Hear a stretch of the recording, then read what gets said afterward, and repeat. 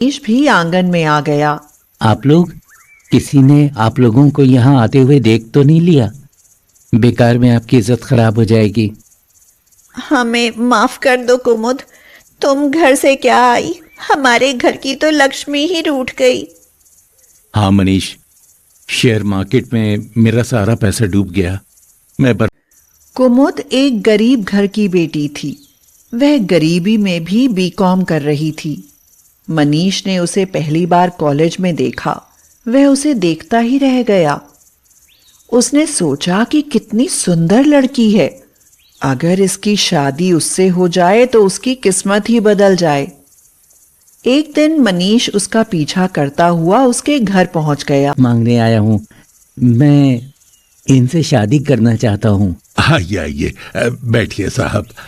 मगर मैं तो आपको जानता भी नहीं।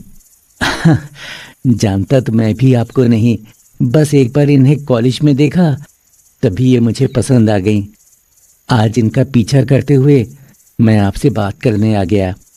हम दो भाई हैं, माँ बाप नहीं हैं। मैं पढ़ा लिखा हूँ, दोनों भाई साथ में बिजनेस करते हैं, किसी चीज़ की कोई कमी नहीं है। आप चाहें तो पता कर सकते हैं।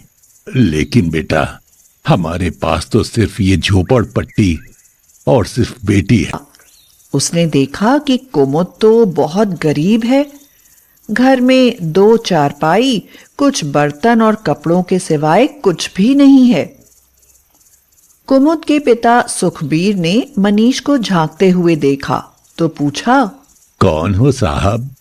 मनीष बोला, क्या ये आपकी बेटी है?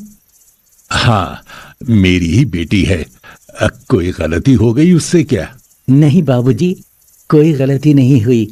दरअसल मैं आपकी बेटी का हाथ है। मुझे आपकी बेटी के अलावा कुछ नहीं चाहिए। सिर्फ मुझे बेटा कह दीजिए, साहब नहीं। सुखबीर बहुत खुश हुआ। उसके तो भाग खुल गए, जो इतना अमीर लड़का उसकी बेटी का हाथ मांगने आया है। सुखबीर ने हाँ कर दी। बहुत साधारण तरीके से कुमुद और मनीष की शादी हो गई। ससुराल में जाकर कुमुद ने देखा तो सोचने लगी, अरे बाप रे, कितना बड़ा घर है। कुमुद की जेठानी भाभी बहुत बड़े घर की बेटी हैं और पिताजी मरने से पहले सब कुछ बड़े भैया के नाम करके चले गए, इसलिए भाभी को थोड़ा घमंड भी है। लेकिन तुम उनकी किसी बात को दिल पर मत लेना। कोई भी बात हो तो मुझे बताना। ठीक है, लेकिन इस कमरे में इतनी ठंड क्यों है? मुझे सर्दी लग रही है। शायद तुम नहीं जानती होगी, इस कमरे में एसी लगा है। एसी? मैंने तो कभी सोचा भी नहीं था कि मुझे ससुराल में एसी लगा हुआ मिलेगा। चौंको मत कुमुद, यहाँ तुम्हें ऐसी बहुत सी चीजें मिलेंगी जो तुमने नहीं देखी होंगी। रानी सोनिया बोली, क्या सोचने लगी कुमुद? ऐसा घर तो तुमने सपने में भी नहीं देखा होगा। कुमुद को लगा जैसे उसकी जेठानी ने ताना कसा हो। कुमुद को उसकी जेठानी उसके कमरे में ले गई। कुमुद ने उससे कहा, दीदी, बहुत प्यास लगी है। फ्रिज का पियोगी या घड़े का? वैसे फ्रिज का तो तुमने कभी पिया नहीं होगा, नॉर्मल ही ला देती हूँ। सोनिया पानी देकर बोली, अच्छा कुमुद, अब ये कपड़े गहने बदल लो। वैसे भी तुम्हें इतना बोझ लादने की आदत नहीं होगी। मनीष ने कुमुद से कहा, कुमुद, मैं तुम्हें वो सब सुख दूंगा जिनसे तुम वंचित रही हो। सुबह उठकर कुमुद ने अपने मायके की साड़ी पहन ली। सोनिया गुस्से में बोली, ये तुम्हारा झोपड़पट्टी वाला मायका नहीं है। ये क्या पहना है तुमने? कोई क्या कहेगा? हम बड़े लोग हैं, यहाँ ऐसे कपड़े पहनोगी? मैं दूसरी साड़ी लाती हूँ। सोनिया कुमुद के कमरे में गई तो एसी चला हुआ था। एक भारी सी साड़ी कुमुद को देते हुए वह बोली, महारानी, पूरी रात एसी चलाया है, जानती हो इसका बिल देना पड़ता है, पर तुम्हें कैसे पता होगा? मनीष अपनी भाभी की आवाज सुन रहा था। मनीष आकर सोनिया से बोला, भाभी, ये क्या है? तुम बार बार उसे उसकी गरीबी का ताना देती हो। आखिर वो बेचारी कब तक बर्दाश्त करेगी? तो सोनिया बोली, ओहो, उसके लिए आज भाभी से तेज आवाज में बात कर रहे हो? बर्दाश्त करने की जरूरत ही क्या है? हमने तुम लोगों का ठेका नहीं लिया है। चले क्यों नहीं जाते उसे यहाँ से लेकर? भाभी ये क्या कह रही हैं? और भैया आप भी चुप सुन रहे हैं? तेरी भाभी सही कह रही है मनीष, रोज रोज के झगड़े से अलग होना ही बेहतर है। जाओ, लेकिन यहाँ से कुछ नहीं मिलेगा। बाप की 1 लाख की संपत्ति को करोड़ों में बदला है इन्होंने। दिन रात मेहनत की है। जाओ और जो करना है अपने बलबूते पर करो। मनीष दुखी हुआ। आज तक उसने जो भी कमाया सब भैया भाभी के हाथ में सौंप दिया था। आज उसके पास कुछ नहीं था। कुमुद परेशान होकर मनीष से बोली, अब हम कहाँ जाएंगे?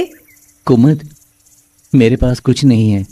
तुम्हारे घर में तो पंखा भी नहीं था। हाँ। सोनिया बात बात पर कुमुद को मायके की गरीबी के ताने देती थी, लेकिन कुमुद सब चुपचाप सहती रही। ऐसे ही 1 साल गुजर गया। एक दिन कुमुद हॉल का एसी झाड़ू से झाड़ रही थी। अचानक से एसी में स्पार्किंग हुई और वो बंद हो गया। सोनिया जोर से चिल्लाई, तुमने इसमें क्या कर दिया? इसकी कीमत जानती हो? इतना तो तुम्हारे पिता ने तुम्हारी शादी में भी नहीं लगाया जितनी इसकी कीमत है। कभी कुछ देखा होता तो पता चलता। हाँ। कुमुद अपने कमरे में जाकर रोने लगी। भाभी ने वो देखो तुम्हारा बैग भी पैक करके बाहर रख दिया है। चलो मनीष, जब तक कोई इंतजाम नहीं होता आप मेरे घर चलो। कुमुद मनीष के साथ अपने घर आ गई। बहुत गर्मी थी। मनीष पसीने में तरबतर था। यहाँ पंखा था न कूलर। आपको तो एसी की आदत है ना, एसी के बिना कैसे रहोगे? कुमुद, मैं तो रह लूंगा, लेकिन ये देखो तुम्हारे माथे पर भी पसीना है। कुमुद हाथ के पंखे से हवा करने लगी। मनीष उसे प्यार से बोला, रहने दो कुमुद, तुम थक जाओगी। सच बहुत बड़ी बात है बिना एसी के रहना। मैं जल्दी ही कुछ इंतजाम करता हूँ। अगले दिन बाहर से आकर सुखबीर ने कुमुद को लिफाफा दिया। कुमुद ने लिफाफा खोलकर देखा तो वह उसका जॉइनिंग लेटर था। कुमुद खुशी के मारे उछल पड़ी। सुखबीर ने पूछा, क्या हुआ बेटी? तो कुमुद ने कहा, पापा, मेरा बैंक मैनेजर की पोस्ट के लिए जॉइनिंग लेटर आ गया। मेरी नौकरी लग गई। अब वो दिन दूर नहीं कि हमारे घर में भी सभी सुविधाएं होंगी। हुए कुमुद के घर के पास आ पहुंचे। सोनिया ने एक लड़के से पूछा, अरे भाई सुनो, क्या कुमुद का घर यही है? तभी कुमुद बाहर निकली और बोली, अरे दीदी और भाई साहब, आप, हम गरीबों के घर आपका कैसे आना हुआ? आवाज सुनकर मनीष बाद हो गया, यहाँ तक कि मकान बेचकर कर्जा उतारना पड़ा। भैया बहुत दुख हुआ सुनकर। वो मकान हमारे दादाजी का था। तुम दोनों हमें माफ कर दो। हमको हमारे किए की सजा मिल गई है। दीदी ये क्या कह रही हो? आप बड़ी हो, हमसे माफी मत मांगो, हमें आशीर्वाद दो। आओ भैया, भाभी अंदर आकर बैठो। जिस एसी के लिए हमें घर छोड़ना पड़ा, आज हम गरीबों ने भी वो एसी लगा लिया है। हम लोग बहुत खुश हैं। जब तक मनीष बेटा, कहाँ थे तुम? जानते हो कुमुद की नौकरी लग गई। बाबूजी बधाई हो, आज मुझे भी एक बहुत अच्छी नौकरी मिल गई है। सब लोग बहुत खुश थे। कुमुद बोली, मनीष, अपनी पहली सैलरी से हम अपने घर में एसी लगाएंगे ताकि लोगों को भी पता चले कि हम गरीबों के घर में भी एसी है। कुमुद ने अपने पिता के घर में एसी लगवाया। पूरा गांव देखने के लिए टूट पड़ा। पूरे दिन औरतें गर्मी से बचने के लिए कुमुद की मां के पास बैठने लगीं। एक दिन सोनिया और अमित ढूंढते, आपकी कहीं व्यवस्था ना हो, आप हमारे साथ रहो। सोनिया और अमित रोने लगे। तुम दोनों बहुत अच्छे हो। मैंने कुमुद की गरीबी का मजाक उड़ाया और आज मेरे सामने उससे भी ज्यादा बुरे दिन आ गए। नहीं दीदी, दिल छोटा मत करो। हम सब मिलकर सब कुछ ठीक कर लेंगे और फिर से सब एक साथ रहेंगे अपने एसी वाले घर में। एक बार सबके चेहरे पर फिर से एक हंसी लौट आई हुए कुमुद के घर के पास आ पहुंचे। सोनिया ने एक लड़के से पूछा, अरे भाई सुनो, क्या कुमुद का घर यही है?